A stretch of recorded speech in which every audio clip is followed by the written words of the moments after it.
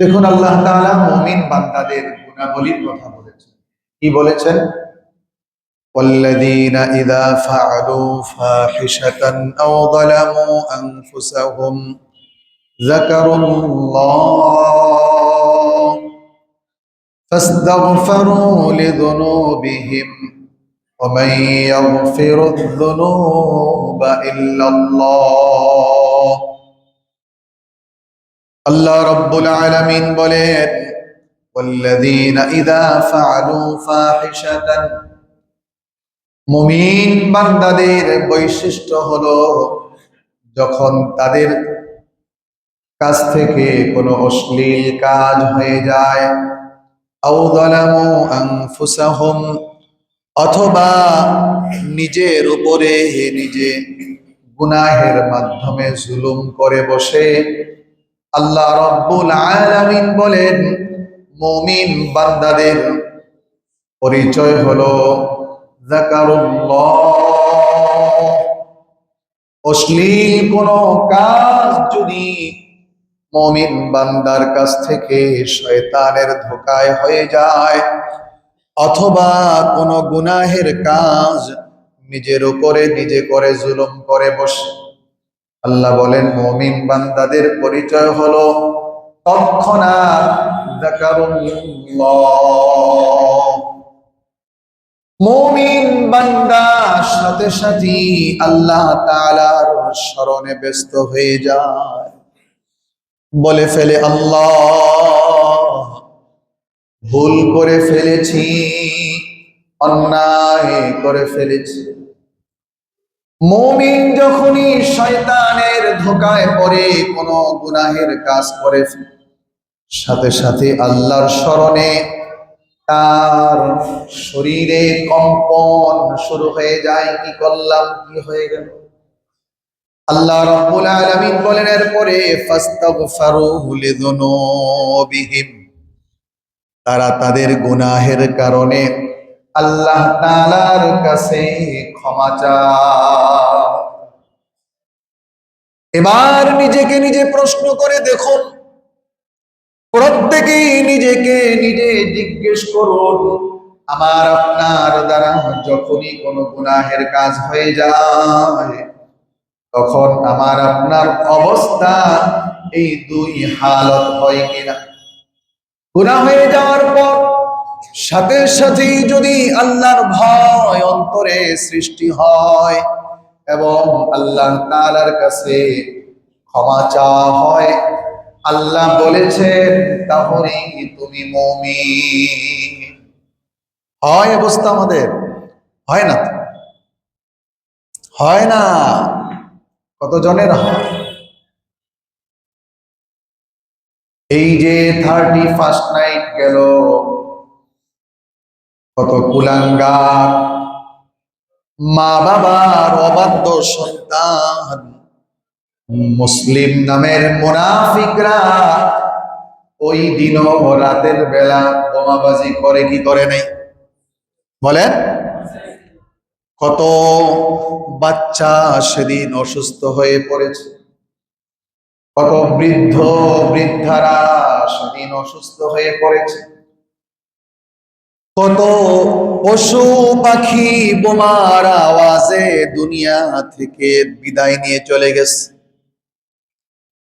এই যে অসভ্যতা, বর্বরতা, এতটা জুলুম করার পরেও কোন ব্যক্তি যদি নিজেকে মুমিন মুসলমান দাবি করে, বলেন তো দেখি, দাবি করলে কি ঈমানদার হওয়া যায়? বলেন। হায় আফসোস, হলোটা কি সেদিন রাত 12টা বাজতে দেরি চতুর্দিক থেকে বোমাবাজি শুরু হয়ে গেছে।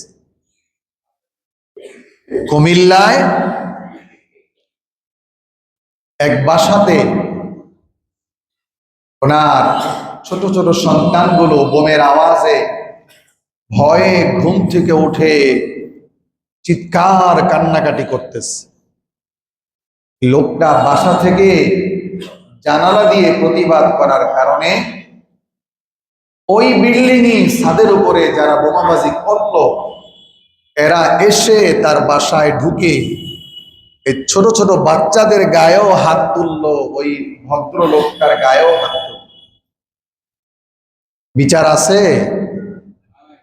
বড়ই আফসোস। এত করে বলা হয়, এত বুঝানো হয়, বর্ষবরণ কি ইসলামী সংস্কৃতি, মুসলমানদের সংস্কৃতি? বর্ষবরণ কুফফারদের সংস্কৃতি। মুসলমান বর্ষবরণ করে না, বরং মুসলমান অতিথির জন্য লজ্জিত হয়। একটা বছর হায়াতে জিন্দিগি থেকে কেটে গেল, বেয়াদব কোথাকার, ওই রাতে কি তোমার বোমাবাজি করার কথা? ওই রাতটা ছিল সেজদায় গিয়ে চোখের পানি ছেড়ে ছেড়ে আল্লাহর কাছে ক্ষমা প্রার্থনা রাখছে।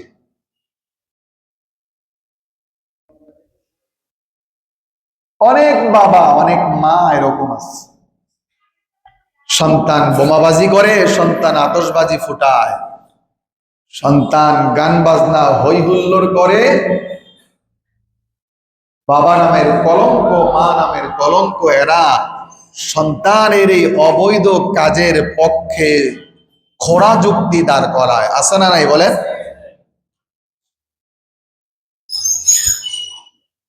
আপনি কি মনে করেন যে জন্ম দিলেই বাবা হওয়া যায়? শুধু জন্ম দিলেই বাবা হওয়া যায় না। এমন সন্তান রেখে যাওয়া চাই যে সন্তান নেককার হয়, যে সন্তান দিনদার হয়। আপনি নামাজ পড়েন, সন্তান বোমাবাজি করে, আপনি ব্যর্থ বাবা। আপনি নামাজ পড়েন, সন্তান নেশাখোর, আপনি ব্যর্থ।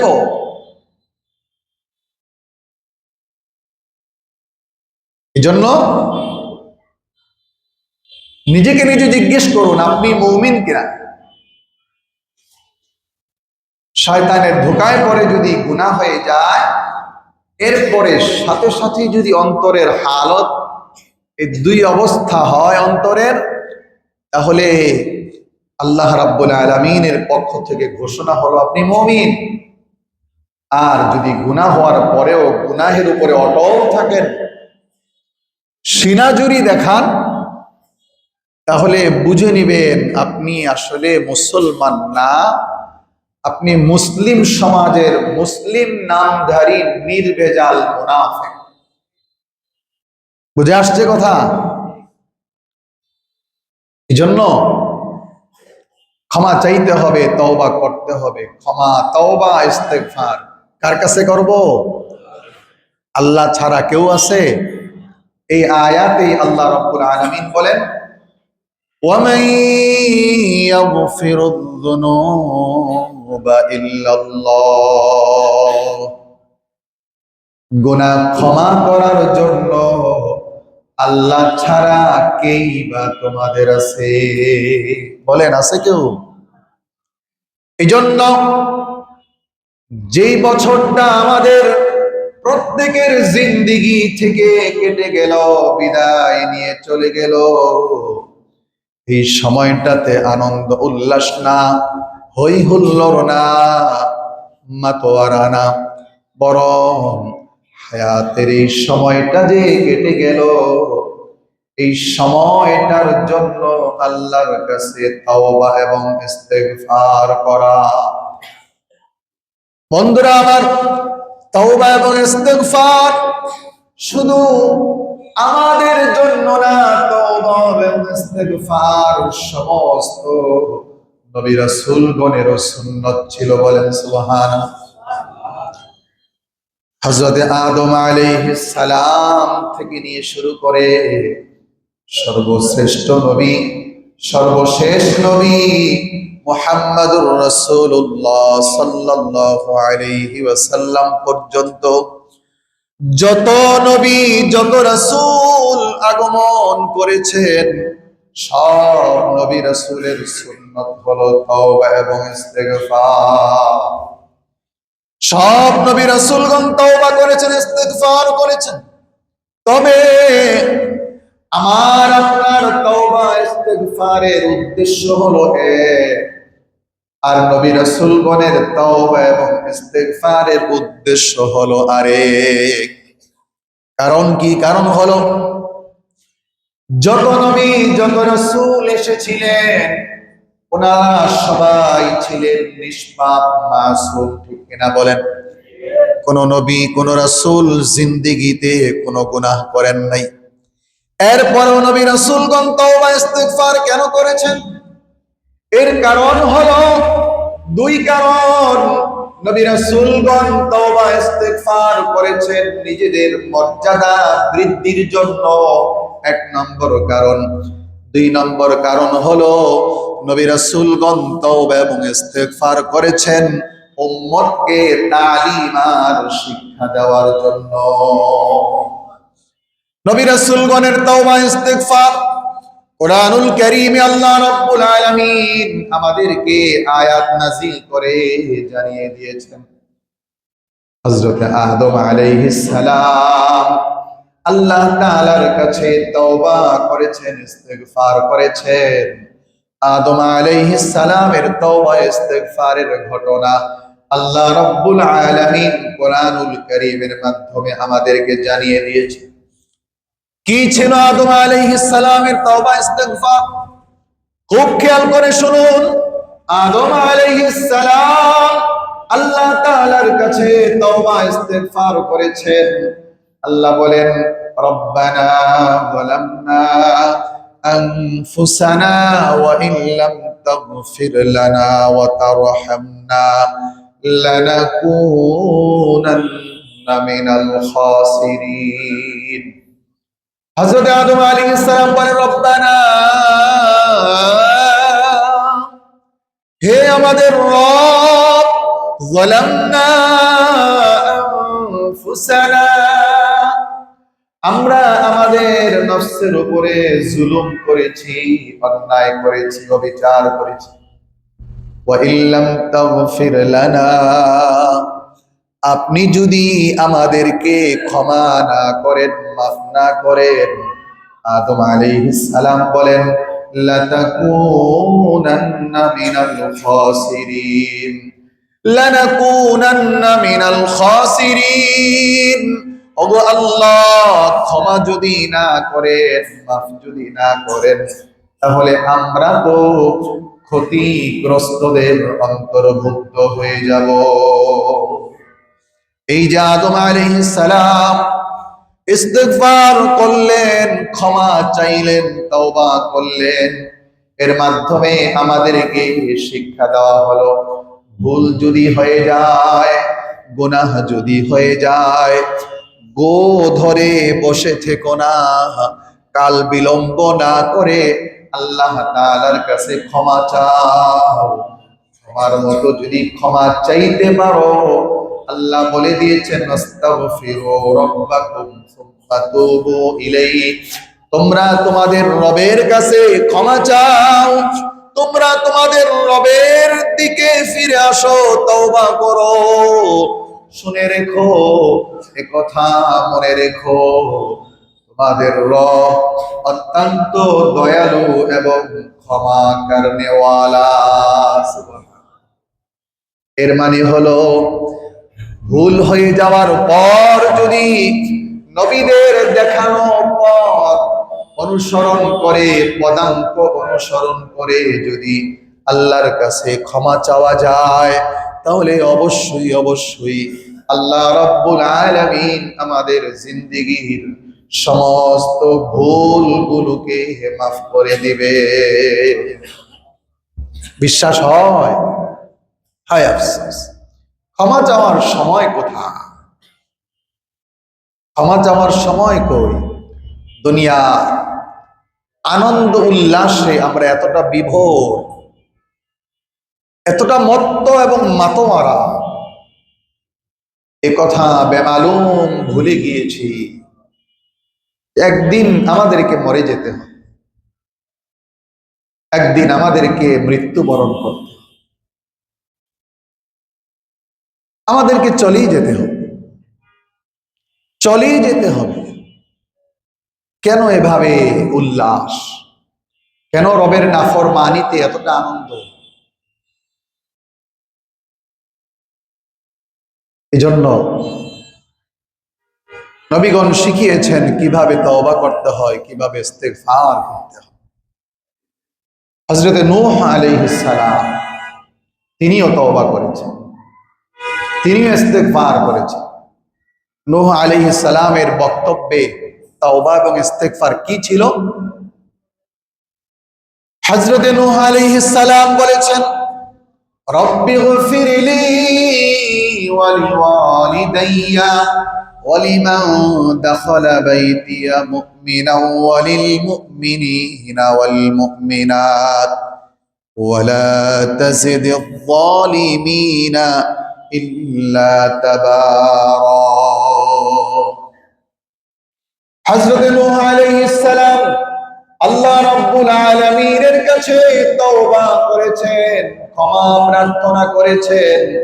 নূহ আলাইহিস সালাম বলেছেন, রব্বি, হে আমার রব, ইগফিরলি, আপনি আমাকে ক্ষমা করে দেন, ওয়ালি ওয়ালিদাইয়া, এবং আমার বাবা মাকে ক্ষমা করে দেন, ওয়ালিমান দাখালা বাইতিয়া মুমিনা, এবং আমার ঘরে যারা ঈমান সহকারে প্রবেশ করেছে তাদেরকেও আপনি ক্ষমা করে দেন, ওয়ালিল মুমিনিনা ওয়াল মুমিনাত, এবং সমস্ত মুমিন মুমিনা নর এবং নারী সবাইকে ক্ষমা করে দেন। এই যে নবীগণের শিক্ষা, ক্ষমা প্রার্থনা করা, তওবা করা, ইস্তেগফার করা, এই তওবা এবং ইস্তেগফার অনুসরণ করে যদি আল্লাহ তাআলার কাছে নিজের ভুলগুলোর জন্য লজ্জিত হয়ে ক্ষমা চাওয়া হয়, আল্লাহ রাব্বুল আলামিন ঘোষণা করে দিয়েছেন, বান্দা, তোর ক্ষমা চাইতে দেরি হবে, আমি আল্লাহ তোকে মাফ করতে এক মুহূর্ত দেরি করব না। সুবহানাল্লাহ, সুবহান। এজন্য তওবা করা, ইস্তেগফার। আমাদের নবী সর্বশ্রেষ্ঠ নবী, আল্লাহ তাআলার সৃষ্টির প্রধান আকর্ষণ। নবী সাল্লাল্লাহু আলাইহি ওয়াসাল্লাম নবীজির ব্যাপারে কি বলেছেন জানেন? শুনলে অবাক হবেন আপনারা। পেয়ারা রাসূল নিজের ব্যাপারে কি বলেছেন? قال رسول الله صلى الله عليه وسلم يا أيها الناس توبوا إلى الله। পেয়ারা রাসূল বলেছেন, হে মানুষেরা শোনো, তুবু ইলাল্লাহ, তোমরা আল্লাহ তাআলার কাছে তওবা করো। ফাইন্নী আতুবু ফিল ইয়াউমি ইলাইহি মিআতা মাররা। পেয়ারা রাসূল বলেন, উম্মতেরা শোনো, ফাইন্নী আতুবু ফিল ইয়াউমি ইলাইহি মিআতা মাররা।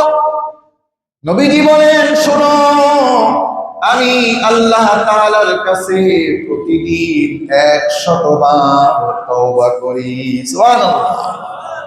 পেয়ারা রাসূল সাল্লাল্লাহু আলাইহি ওয়াসাল্লাম যার গোটা জিন্দেগিতে কোনো গুনাহের কল্পনাও কোনোদিন করেন নাই, মাসুম ছিলেন, সমস্ত নবীগণেরও যিনি ইমাম, যাকে ইমামুল আম্বিয়া বলা হয়, এমন নবীও প্রতিদিন আল্লাহ তাআলার কাছে 100 বার তওবা করতে।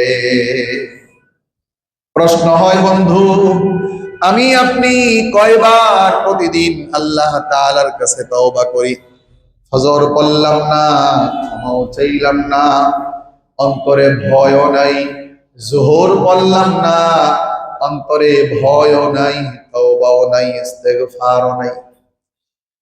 এই অবস্থায় যদি চলে যাওয়ার ডাক এসে যায়, হায় হায়, বেনামাজিদের কাতারে দাঁড়াতে হবে। আর বেনামাজির কাতারে যাদেরকে দাঁড় করিয়ে দেওয়া হবে, নিঃসন্দেহে নিশ্চিত ভাবে তাদের ঠিকানা হয়ে যাবে জাহান্নাম।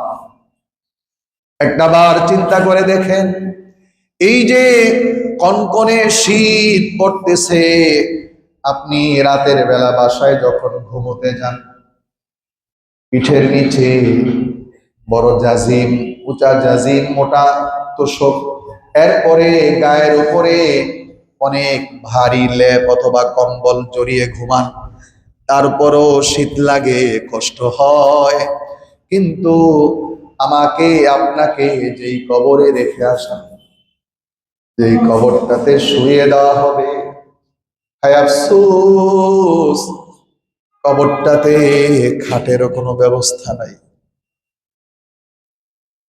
কনকনে শীতে কবরটা কি পরিমাণ ঠান্ডা হয়ে আছে। এই কবরে শোয়া দিলে কিভাবে থাকবো বলেন তো দেখি। আমল যদি না থাকে, আমল যদি না থাকে, জিন্দেগিতে তওবা ইস্তেগফার যদি না থাকে, আল্লাহ না করুন কারো কবরে যদি আগুন লেগে যায়, ওই মানুষটার বাঁচবার কোনো পথও থাকবে না। এই জন্যই পেয়ারা রাসূল বলেছেন, তুবু ইলাল্লাহ,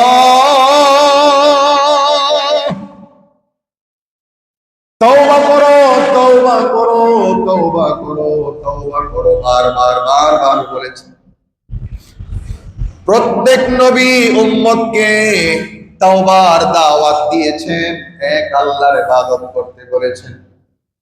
হযরত সালেহ আলাইহিস সালামের ব্যাপারে আল্লাহ রাব্বুল আলামিন বলেন, ওয়া ইলা সামুদ আখাহুম সালিহা قال يا قوم اعبدوا الله ما لكم من إله غيره هو أنشأكم من الأرض واستعمركم فيها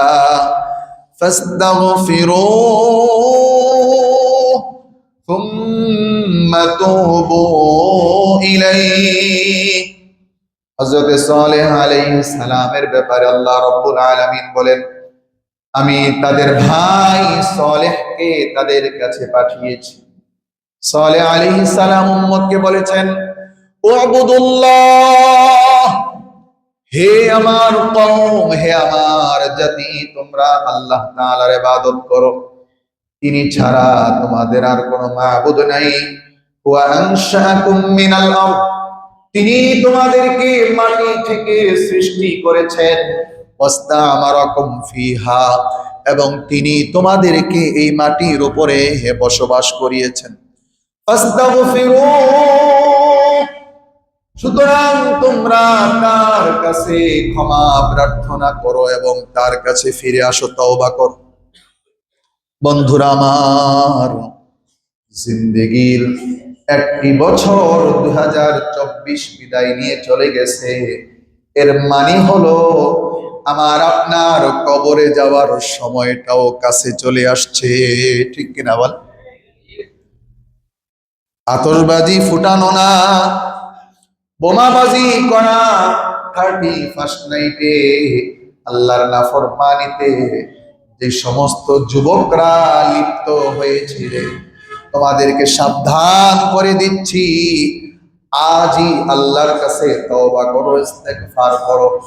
তোমার বোমাবাজির কারণে বহু মানুষের ঘুম নষ্ট হয়েছে, বহু মানুষের তাহাজ্জুদের নামাজ ছুটে গেছে, বহু মাসুম বাচ্চা ভয় পেয়েছে, বহু বৃদ্ধ বৃদ্ধা আতঙ্কগ্রস্ত হয়ে রাত কাটিয়েছে। যদি তারা তোমাকে ক্ষমা না করে, মনে রাখবা আল্লাহ তাআলাও তোমাকে ক্ষমা করবেন না। কঠিন শাস্তি হবে সেদিন। বান্দার হক যদি নষ্ট করা হয়, বান্দার হকের ব্যাপারে আল্লাহ পাক অনেক কঠিন কথা বলেছেন। কেন বোমাবাজি করলা? কেন সেদিন রাত্রে গান বাজনা করলা? কেন আতশবাজি ফুটাইলা? তোমাকে কি মিম্বর থেকে বলা হয় না এটা না ফরমানি? হাসরের ময়দানে এ কথা বলতে পারবা না, মসজিদের মিম্বর থেকে আমাদেরকে জানানো হয় নাই এটা যে না ফরমানি। এ কথা বলার রাস্তা বন্ধ করে দেওয়া হয়েছে। সারা দেশের আলেম ওলামারা এক কণ্ঠে আওয়াজ তুলেছেন, এই দাওয়াত পৌঁছে দিয়েছিলেন। এ রাতে আতশবাজি না, এ রাতে বোমাবাজি না, এ রাতে মদ নেশা না, এই রাতে তুমি ইবাদত করো। পিছনের 1 বছরের জন্য আল্লাহর কাছে ক্ষমা চাও। ক্ষমা যদি চাইতে পারো, তওবা যদি করতে পারো, আল্লাহ রাব্বুল আলামিন মাফ করবেন, কি করবেন না বলে? আল্লাহ পাক ক্ষমা করে দিবেন। তবে তওবার মতো কি করতে হবে? তওবা। রাসূলুল্লাহ সাল্লাল্লাহু আলাইহি ওয়াসাল্লামের কাছে একজন নারী আসলো, এসে বলল, গো রাসূল, আমি ব্যভিচার করেছি, জিনা করেছি, আমাকে শাস্তি দেন, আমাকে পবিত্র করেন। রাসূলুল্লাহ সাল্লাল্লাহু আলাইহি ওয়াসাল্লাম চেহারা মোবারক ফিরিয়ে নিলেন, তাকে তাড়িয়ে দিলেন। পরের দিন আবার আসলো, এসে বলল, ইয়া রাসূলুল্লাহ, আমি জিনা করেছি, ব্যভিচার করেছি, আমি অন্তঃসত্ত্বা হয়ে পড়েছি, আমার গর্ভে সন্তান চলে আসছে, আপনি আমাকে পবিত্র করেন। রাসূলুল্লাহ সাল্লাল্লাহু আলাইহি ওয়াসাল্লাম বললেন, সন্তান যখন প্রসব হবে তারপরে এসো, এর আগে না। ওই মহিলা চলে গেল। 10 মাস অপেক্ষা করতেছে আর নিজের গুনাহের জন্য আল্লাহর কাছে বারবার কান্নাকাটি তওবা করতেছে। আল্লাহ ভুল করেছি, আল্লাহ অন্যায় করেছি, আমাকে মাফ করে দেন। তওবা, বারবার তওবা করতেছে। সন্তান ভূমিষ্ঠ হওয়ার সাথে সাথেই মহিলা সন্তানটাকে একটা কাপড়ে পেঁচিয়ে রাসূলুল্লাহর দরবারে ছুটে আসছে। এসে বললেন, ইয়া রাসূলুল্লাহ, এই যে আমার সন্তান দুনিয়াতে আগমন করেছে, এখন আমাকে শাস্তি দেন, জিনার মতো ভয়াবহ গুনাহ থেকে আমাকে পবিত্র করেন। নবীজি বললেন, শোনো, তুমি অন্যায় করেছো, তোমার গর্ভের এই সন্তান তো কোনো অন্যায় করে নাই, তার হক আছে তোমার বুকের দুধ পান করা, এটা তার হক, তুমি তাকে দুধ পান করাও। যেদিন সে দুধ খাওয়া ছেড়ে দিবে সেদিন আসো। 2-2.5 বছর যেতে না যেতেই মহিলা সন্তানের হাতে একটা শুকনা রুটির টুকরা দিয়ে রাসূলুল্লাহর কাছে চলে আসছে। বন্ধুরা আমার, খেয়াল করার বিষয় হলো, গুনাহ হয়ে যাওয়ার পর মহিলা পবিত্র হওয়ার জন্য কি পরিমাণ পাগল বেকুল হয়ে গেছে, বেকরার হয়ে গেছে। আল্লাহর আযাবের ভয় তাকে তাড়া দিচ্ছে। বাচ্চার হাতে ছোট রুটির টুকরা দিয়ে চলে আসছেন রাসূলুল্লাহর দরবারে। রাসূলুল্লাহ সাল্লাল্লাহু আলাইহি ওয়াসাল্লাম সাহাবীদেরকে বললেন, এই মহিলাকে বুক পরিমাণ মাটির নিচে তাকে গেড়ে ফেলো, গর্ত করে তাকে মাটির নিচে গেড়ে ফেলো। তাকে মাটির নিচে গেড়ে ফেলা হলো। সাহাবীদেরকে বলা হলো, তাকে পাথর নিক্ষেপ করো। পাথর নিক্ষেপ করতেছে। নিক্ষেপের এক পর্যায়ে এক সাহাবীর গায়ে 1 ফোঁটা রক্তের ছিটা চলে আসছে, গায়ে লাগছে। এই সাহাবী রাসূলুল্লাহর সামনে মহিলাকে ভর্ৎসনা করেছে, তোর নাপাক রক্ত আমার গায়ে লাগলো, এভাবে ভর্ৎসনা করেছে, গালি দিয়েছে। রাসূলুল্লাহ সাল্লাল্লাহু আলাইহি ওয়াসাল্লাম ওই সাহাবীকে লক্ষ্য করে বললেন, শোনো, এই মহিলাকে ভর্ৎসনা করো না, গালি দিও না। শোনো, পাপাচার, কোন অবাধ্য যদি এই তওবা করে, আল্লাহ পাক এই মহিলার মতো তাকে গুনাহ থেকে একেবারেই পাপ এবং সাফ করে দিবে। সুবহানাল্লাহ। বন্ধুরা আমার, এই যে তাওবা এবং ইস্তিগফারের কারণে আল্লাহ রাব্বুল আলামিন বান্দার জিন্দেগীর সব গুনাহ মাফ করে দেন। নিরাশ হওয়া যাবে না, নিরাশ হওয়া যাবে না। আল্লাহর রহমত থেকে নিরাশ হওয়া যাবে না। আল্লাহ রাব্বুল আলামিন বলেছেন, কুল ইয়া ইবাদিয়াল্লাযীনা আসরাফু আলা আনফুসিহিম লা তাকনাতু মির রাহমাতিল্লাহ। যারা গুনাহ করতে করতে সীমা লঙ্ঘন করে ফেলেছো, আল্লাহ পাক বলেন, হে আমার বান্দারা শুনো, নিরাশ হওয়ার কিছু নাই। লা তাকনাতু মির রাহমাতিল্লাহ, আমার রহমত থেকে নিরাশ হয়ো না। রাতের আধারে ঘুম থেকে উঠে যাও, আমার কাছে ক্ষমা ভিক্ষা চাও, আমার কুদরতি কদমে সেজদায় লুটিয়ে পড়ো। আল্লাহ রাব্বুল আলামিন বলেন, বান্দারে, আমি তোর জিন্দেগীর সমস্ত গুনাহগুলোকে ধুয়ে মুছে সাফ করে দিব। সুবহান। এই জন্য প্রিয় ভাইয়েরা, তওবা করতে হবে, তওবা ইস্তেগফার করতে হবে। তওবা ইস্তেগফার করবো তো ইনশাআল্লাহ। কবে করবেন? বুড়া হইলে করবেন?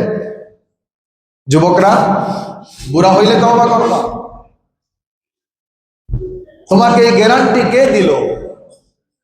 তোমাকে এই গ্যারান্টি কে দিয়েছে? বৃদ্ধ হওয়া পর্যন্ত তুমি বেঁচে থাকবা, এই গ্যারান্টি তোমাকে কে দিয়েছে? কোনো গ্যারান্টি নাই। ইদা জা আজালুহুম লা ইস্তাখিরুনা সাআতাও ওয়া লা ইস্তাকদিমুন। ডাক যখন আসবে চলে যেতে হবে। এই জন্য আসুন, অতীত থেকে শিক্ষা নেই। 2024 আমাদের কাছ থেকে বিদায় নিয়ে চলে গেছে।